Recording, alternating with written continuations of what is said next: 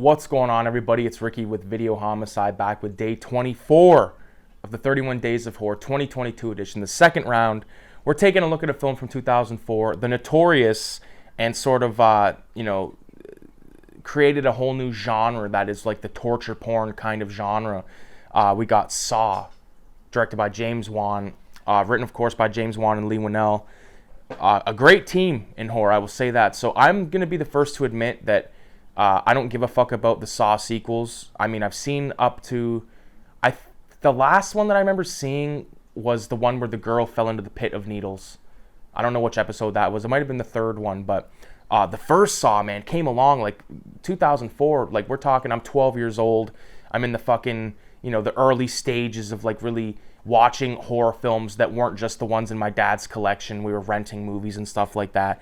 And Saw came along and just freaked the fuck out of everybody, man, because this movie feels like the stuff that happens in this flick feels like it could happen to anybody, even you know what I mean? So, of course, the story, I'm not going to go too in depth in it.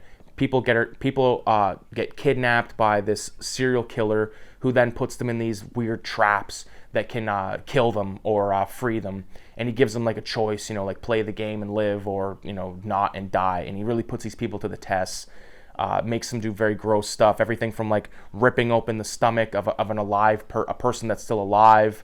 I'm trying to think of some other fucking crazy ones, like that jaw trap thing where like the fucking thing's on the girl's head and it's like spring loaded, so when it goes off it's gonna like rip her jaw off, and insane stuff. And everything looks so filthy and dirty. It's kind of like Manhunt, in the game Manhunt. Like, everything looks so dirty and filthy. Like, that's what I get from this film. It's like the room, like basically these two guys that wake up in this room, they don't know each other and they're chained to the fucking pipes, and they're left with their own devices, really. But there's like a guy that's in the middle of the room that looks like he's blown his brains off or blown his brains out, which is like one of the biggest sort of plot twists at the end of the film, which I loved, and still really like that one even to this day.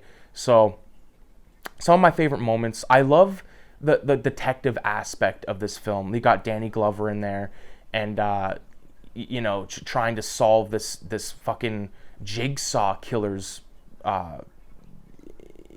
solve the crime, basically. It kind of reminds me almost of Seven. You know how in Seven, like, everything's dirty and grimy, and it's almost like these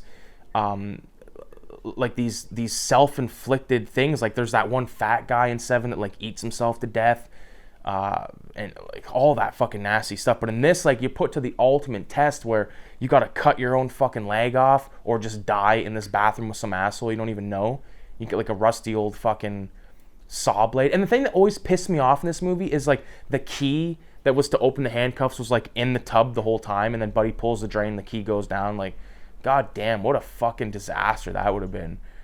And like to live, like to live through like fucking 10 seconds of being chained up to something, it's got to be a nightmare. Like when your freedom's taken away from you, like in a movie like Saw, like, it is very terrifying. And not only is it terrifying, like the traps and stuff, but like this fucking weird pig-headed monster, or like, it's like not a monster, but like there's this chick, spoiler alert, that wears like this pig mask and abducts these people, drugs them, and brings them to Jigsaw's fucking place. And I love that Jigsaw is sort of like this guy that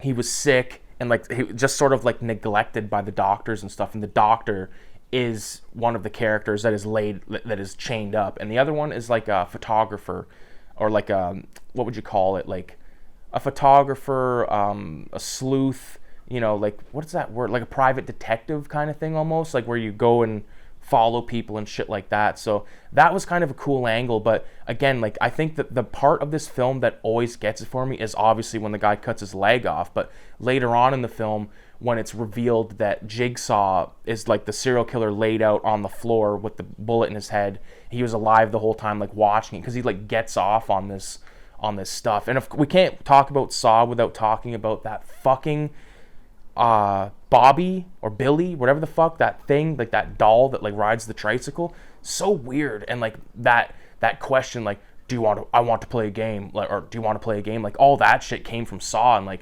everyone was saying that back in the day. Like, I think it was parodied in Scary Movie 3, possibly 4. I think it was number 3.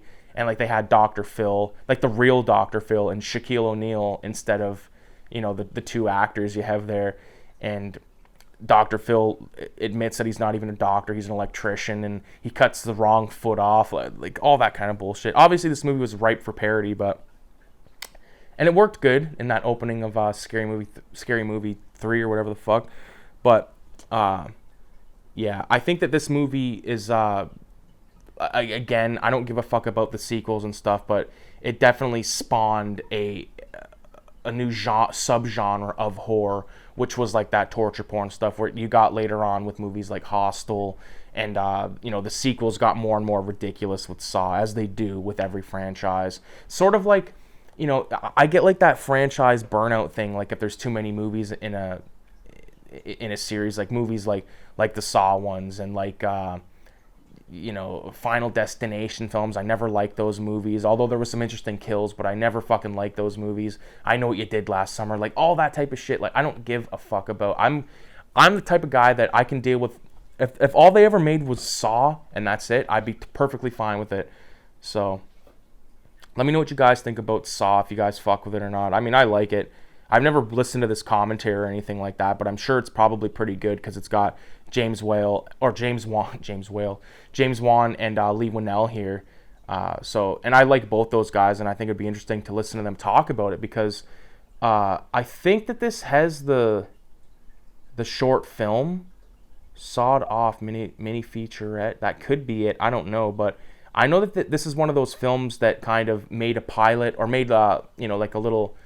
They filmed a scene and then they pitched it around, and that's how they got their funding, and obviously went on to be probably one of the most you know, profitable horror franchises, because I don't think that they made this for that much money. Same with like Paranormal Activity. I don't give a fuck about those movies, but you know, they made them for dick and made like millions, so you got to, something happened there. But sort of like a fad franchise. Like when it came out, everyone was like, let's watch Saw. And then when fucking Hatchet came out, and everyone was like, watch Hatchet, you gotta see Hatchet, it's so gory. And I watched it and I was like ready to blow my fucking brains out. I don't like the Hatchet films. I think they're god awful, to be honest with you. I think there's a couple of good kills, but god awful characters will never get the pass for me, man. I'll always fucking have to piss on them. Even in the movies that I like, I fucking hate shitty characters. But anyways, man, that'll do it for day 24 of the 31 Days of Horror.